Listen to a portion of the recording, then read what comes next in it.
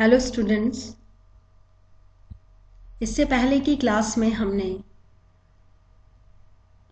भारतीय नगरीय जीवन के आधारभूत लक्षणों पर चर्चा की थी। नगरीय जीवन किसे कहते हैं, वह गांव और कस्बे से किस प्रकार भिन्न है,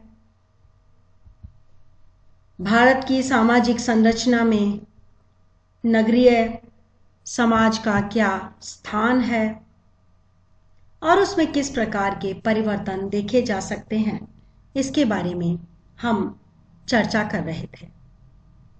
इसके पश्चात हमने भारतीय नगरीय जीवन के कुछ आधारभूत लक्षणों पर बात की थी, जिन्हें मैं संक्षेप में आपको फिर से बताना चाहती हूँ। पहला हमने देखा था सामाजिक विजातीयता यानी कि सामाजिक विविधता। नगर के लोगों की जनसंख्या में विभिन्न व्यवसायों में लगे होने के कारण, उनके रहन सहन, खान पान और सांस्कृतिक मूल्यों और रीति रिवाजों में भिन्नता के कारण, कई सारी अंतःक्रियाओं में भिन्नता के कारण विजातीयता में पाई जाती है।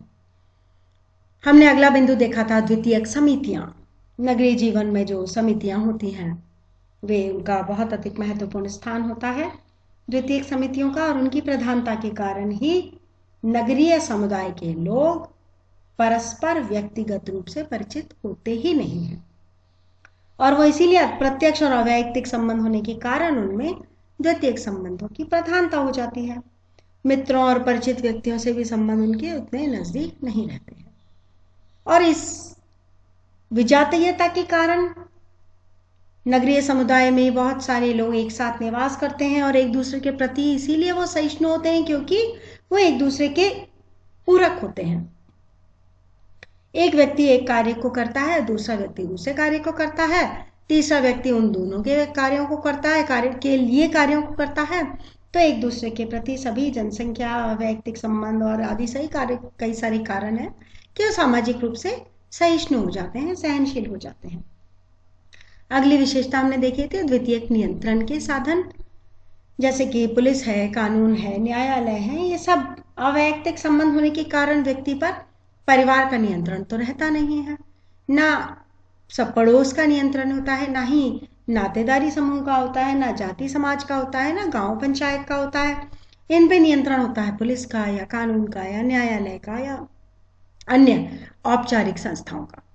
तो ये नगरीय जीवन का एक बहुत ही महत्वपूर्ण लक्षण है। इसके बाद हमने पढ़ा था सामाजिक गतिशीलता, यानी कि नगरों में क्योंकि आवागमन के बहुत अधिक साधन होते हैं, संचार, शिक्षा, नवीन व्यवसाय, रोजगार और बहुत सारे अलग अलग विकल्प होते हैं, जिसकी वजह से सामाजिक गतिशीलता बहुत अधिक पाई जाती है। अर्जित गुणों का महत्व में वृद्धि होती है, अधिक होते हैं, प्रदत्त गुणों की महत्ता में कमी होती है। तो ऐसे कई कारण हैं कि नगरीय व्यक्ति अपने जीवन काल में ही अपने पदों को उच्च या निम्न कर सकता है और कार्य कुशलता में वृद्धि कर लेता है, जिसकी वजह से उसकी सामाजिक गतिशीलता हो जाती है और उनमें अधिक पाई जाती है। अब हम बात करते हैं ऐच्छिक साहचर्य की।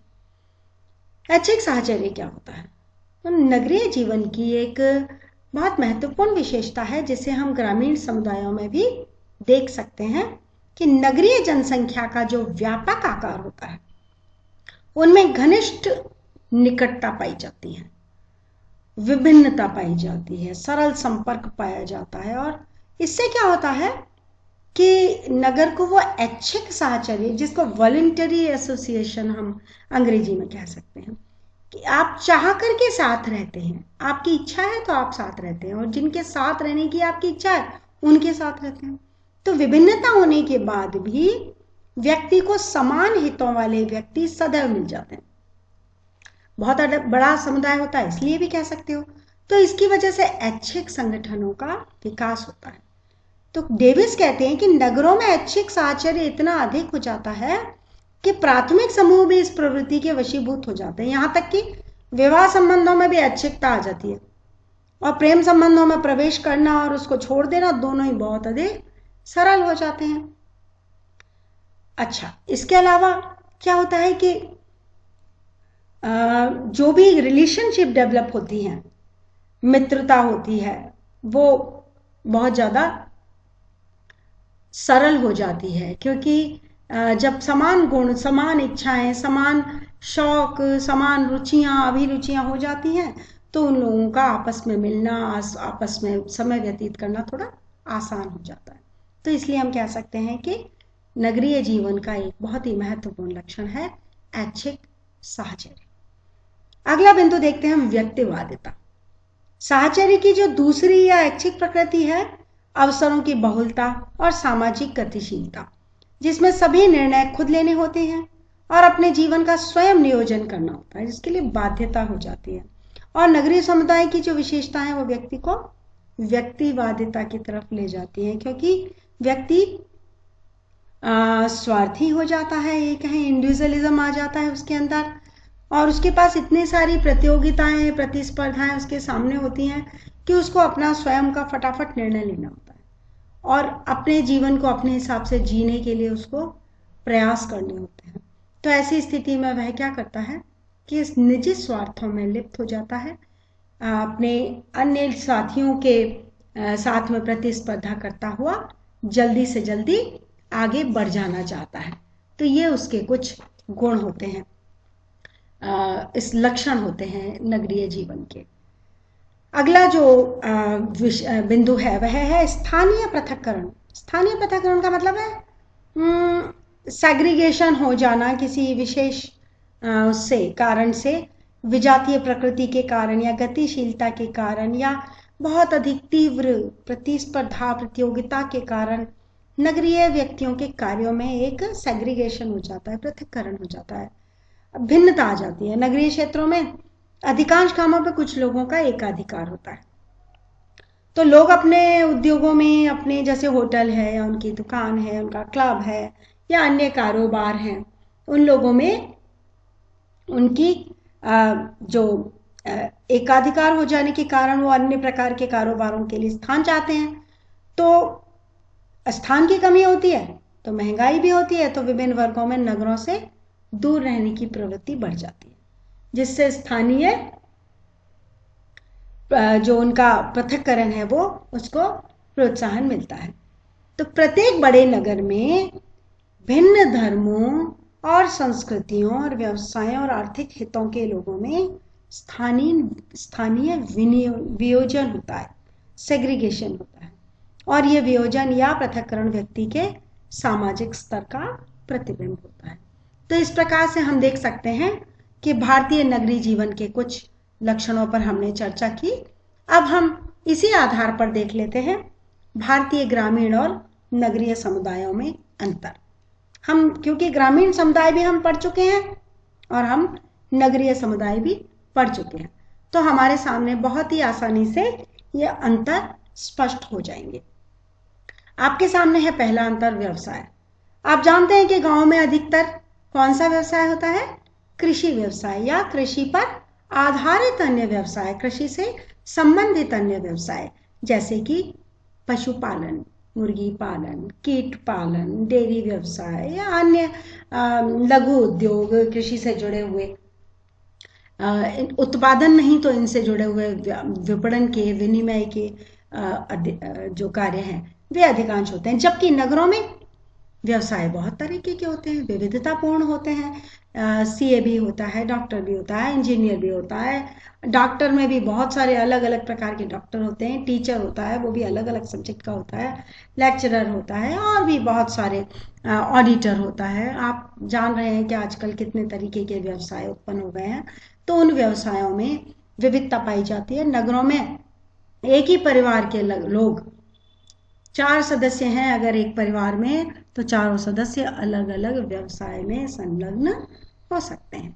जबकि ग्रामीण परिवारों में ऐसा नहीं होता, ग्रामीण समाजों में भी ऐसा नहीं होता। एक परिवार के लोग लगभग एक ही व्यवसाय में संलग्न होते हैं, चाहे उनका व्यवसाय छोटा है चाहे बड़ा है, चाहे उनका परिवार छोटा है चाहे बड़ा है, व्यवसाय में उनकी समानता पाई जाती है, जबकि नगरों में ऐसा नहीं पाया जाता। दूसरा बिंदु है अंतर का प्रकृति के साथ संबंध। प्रकृति के साथ संबंध गांव वासियों का अधिक होता है, प्रत्यक्ष संबंध होता है। वो अपने व्यवसाय के लिए भी प्रकृति पर या प्राकृतिक साधनों पर आश्रित होते हैं, जबकि नगरों में प्रकृति से पृथक्करण पाया जाता है और कृत्रिम वातावरण की प्रधानता पाई जाती है। तो नगर प्रकृति के से पूरी तरह से प्रत्यक्ष रूप से संबंधित नहीं होते, जबकि गांव समुदाय प्रकृति से पूरी तरह से संबंधित और जुड़े हुए होते हैं। एक बिंदु और हम देख लेते हैं, समुदाय का आकार। गांव में सदस्यों की संख्या सीमित होती है और लघुता के कारण संबंध प्रत्यक्ष और व्यक्तिगत होते हैं, जबकि नगरों का आकार क्योंकि बड़ा होता है तो सभी सदस्यों में प्रत्यक्ष संबंध संभव ही नहीं होते।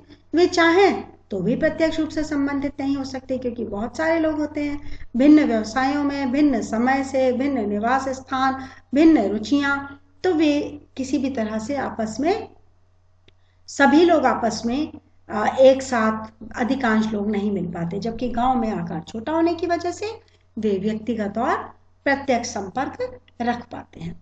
तो आज के लिए केवल इतना ही, बाकी के अंतर हम अगली क्लास में पढ़ेंगे। यदि आपको कुछ समझ नहीं आ रहा है, कुछ अन्य आपको बिंदु स्पष्ट नहीं हुए हैं, कोई शंका है, कोई जिज्ञासा है, तो आप मुझसे संपर्क करें। आज के लिए केवल इतना ही। कल हम अगली क्लास में, जब भी हमारी अगली क्लास होगी, हम इसके बाकी के अंतरों पर चर्चा करेंगे और इसके बाद हम इस इस प्रश्न पत्र पर को यहीं पर विराम देंगे और अब हम अगली क्लास प्रथम प्रश्न पत्र की लेंगे, जिसमें कि हम अपने कुछ विशेष इकाइयों को पढ़ेंगे। मैंने आपको सूचित किया है, जो विश्वविद्यालय द्वारा आपके परीक्षा में आने वाले पाठ्यक्रम में कुछ संशोधन किया गया है, उसको आप पढ़ लें, समझ लें, और अगर आपको किसी तरह की कोई इसमें भी शंका है तो आप मुझसे संपर्क कर लें। उसको पढ़ने के बाद उसके मुताबिक हम आगे की पढ़ाई भी करेंगे। धन्यवाद।